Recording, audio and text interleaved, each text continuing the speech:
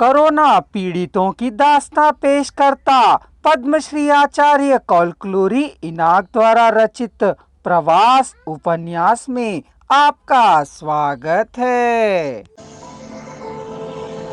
Episode 18। Jayesh गाना गाते हुए चल रहा था, साथ ही रह रहकर प्यारी बातें भी करता जा रहा था। सार कह इठलाते हुए बतिया रहा था। जब वह चल नहीं पाता था तब राम गोदी ले लिया करता था। जयेश जब बैकपैक पर होता था, कंधों पर होता तो राम के बाल उसके हाथ में होते थे। जयेश उस दिन मौन था।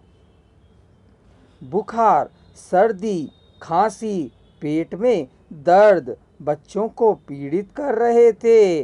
फिर भी उन्हें चलाने में तकलीफ नहीं हो रही थी, पर वे चल रहे थे।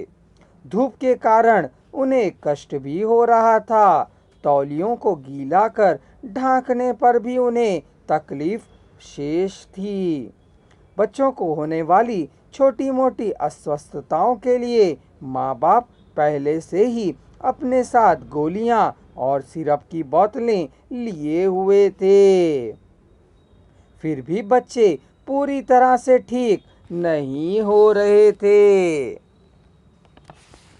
राम के सिर पर अपना सिर रखकर पीठ पर जयेश लेटे हुए था, लेकिन उसे कोई तकलीफ थी। राम ने इस बात को भांप लिया।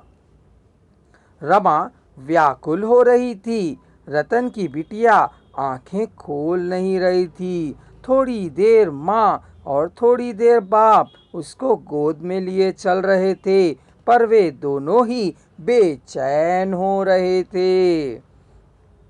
रमा ने जयेश को गोद में ले लिया था। उतने भार के साथ भी जयेश को लेकर चलना उसे कठिन नहीं लग रहा था। माँ का हृदय व्याकुल हो रहा था।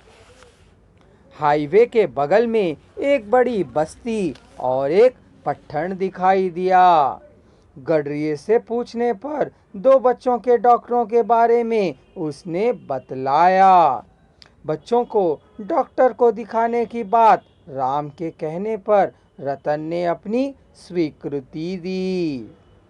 गांव सड़क से दूर पर था। पानी और छायादार जगह भी नहीं थी। धूप होने पर भी अन्नदान के बिना उन लोगों ने वहां पड़ाव डाला।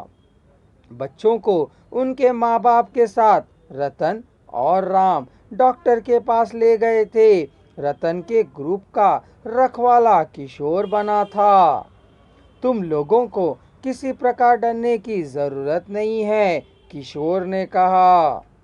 राम और रतन दोनों बच्चों को दो डॉक्टरों के पास बच्ची को दिखाए। प्रवासी कुली माता पिता की व्यथा को देखकर डॉक्टरों ने अच्छी तरह से बच्चों का परीक्षण लिया, इंजेक्शन दिए और दवाइयाँ लिखकर दे दी। 2 दिन बाद आवश्यकता हो तो कोई भी आने वाले पट्टन में दिखाने को कहकर नाम और पता लिखकर दे दिया। बच्चों को यह तकलीफें क्यों आ पड़ी हैं? इस दुर्भाग्य के वे वारिस क्यों बने? कैसी दास हैं? गरीब माता पिता के बच्चे होना ही क्या उनका दोष है? क्या इन्हीं से जन्म लेने की उन्होंने इच्छा की थी? इस देश में पैदा हुए सभी का अच्छा स्वास्थ्य और आरोग्य जनित समस्याओं का एक ही परिष्कार हो तो कितना अच्छा हो।